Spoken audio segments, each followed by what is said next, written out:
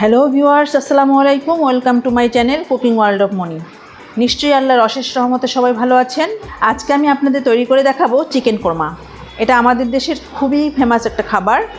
চেষ্টা করছি খুব সহজভাবে রান্না করার, আশা করছি আপনাদের ভালো লাগবে। চিকেন কোরমা রান্না করার জন্য 1 কেজি মুরগির মাংস রেগুলার কাট করে কেটে নিয়েছি।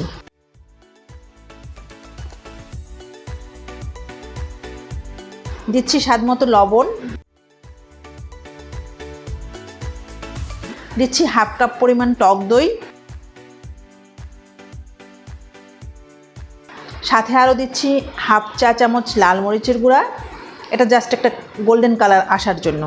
এখন সব কিছু একসাথে মাখিয়ে নিচ্ছি। লাল মরিচের গুঁড়া দিতে না চাইলে আপনারা স্কিপ করতে পারেন।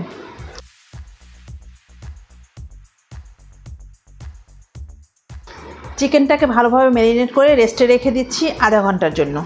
আধা ঘন্টা পর রান্নায় চলে এলাম। চুলায় একটি প্যান বসিয়ে তাতে হাফ কাপ পরিমাণ রান্নার রেগুলার তেল দিলাম। তেল হালকা গরম হলে দিচ্ছি 4টি সবুজ এলাচ, ছোটো করা 4 টুকরো দারুচিনি, অর্ধেকটা জয়ত্রী, হাফ চা চামচ কালো গোলমরিচ ও 2টি তেজপাতা। এবার এগুলো একটু ভেজে নিচ্ছি সুন্দর একটা অ্যারোমা আসা পর্যন্ত। মশলাগুলো ভাজার এই পর্যায়ে দিয়ে দিচ্ছি হাফ কাপ পরিমাণ পেঁয়াজ। এই পেঁয়াজগুলোকেও হালকা করে ভেজে নিতে হবে, তবে বাদামি কালার করব না। পেঁয়াজটা হালকা ভাজা হয়ে গেলে দিয়ে দিচ্ছি 1 টেবিল চামচ আদা বাটা, হাফ টেবিল চামচ রসুন বাটা। আদা রসুন হালকা ভেজে নিচ্ছি এর কাঁচা গন্ধটা যাওয়ার জন্য। আদা রসুনটা 2 মিনিট ভেজে নিয়ে এর মধ্যে অ্যাড করছি হাফ কাপ পরিমাণ পেঁয়াজ বাটা,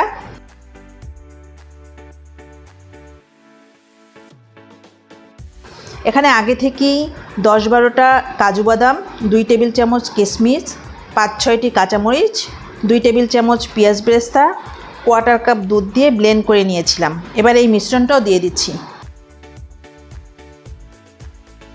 এখন মশলাগুলোকে চুলায় মিডিয়াম লো হিটে একটু সময় নিয়ে কষাতে হবে। কষাতে কষাতে মশলাটা শুকিয়ে এলে সামান্য একটু পানি ও স্বাদমতো লবণ দিয়ে আবারও কষাবো, কারণ যত বেশি সময় ধরে কষাবো রান্নাটা খেতে ততই মজা হবে। আমার মশলাটা কষানো হয়ে গিয়েছে, মশলার উপরে তেল উঠে এসেছে।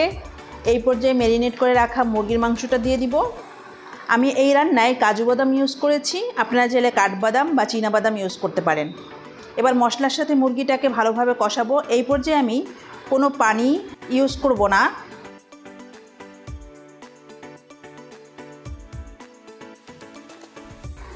ঢাকনা দিয়ে রান্না করব 10 মিনিটের মতো।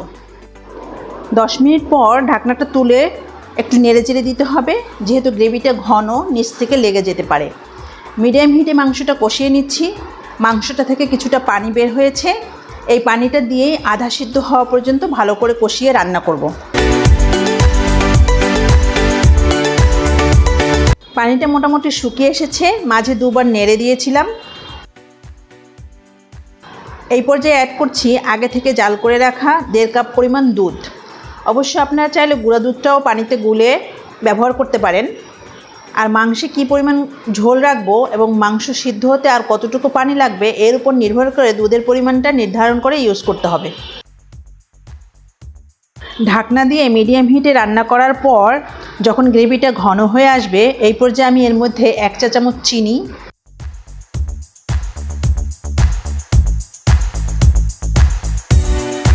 5-6টি কাঁচামরিচ ও হাফ চা চামচ গরম মশলার গুঁড়া দিয়ে দিলাম। তবে যে যেমন মিষ্টি খাবেন সেই অনুযায়ী চিনিটা বাড়িয়ে কমিয়ে দেওয়া যাবে। সব কিছু ভালোভাবে মিশিয়ে নিচ্ছি। ঢাকনা দিয়ে আবারও রান্না করব 5 মিনিট। 5 মিনিট পর আবারও একটু নেড়ে দিচ্ছি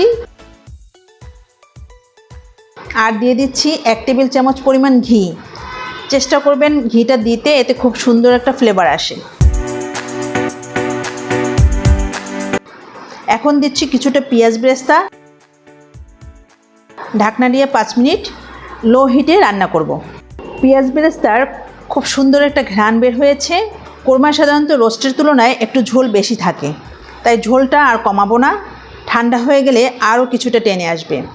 আপনারা আপনাদের পছন্দ অনুযায়ী ঝোলটা বাড়িয়ে কমিয়ে রাখতে পারেন। আমার কোরমা রান্নাটা হয়ে গিয়েছে, এখন চুলাটা বন্ধ করে দিব আর ঢাকনা দিয়ে এভাবে 10 মিনিট রেখে একটি সার্ভিং ডিশে সার্ভ করে নেব। এই কোরমাটা সাধারণত একটু সাদা ও গ্রেভি টাইপের হয়ে থাকে। এটা পোলাওয়ের সাথে খেতে অসাধারণ লাগে। যদি ভিডিওটা ভালো লেগে থাকে প্লিজ লাইক এবং শেয়ার করবেন, আর আমার চ্যানেলটি কাইন্ডলি সাবস্ক্রাইব করে পাশে থাকবেন সব সময়। দেখা হবে পরের ভিডিওতে ইনশাআল্লাহ। আল্লাহ হাফেজ।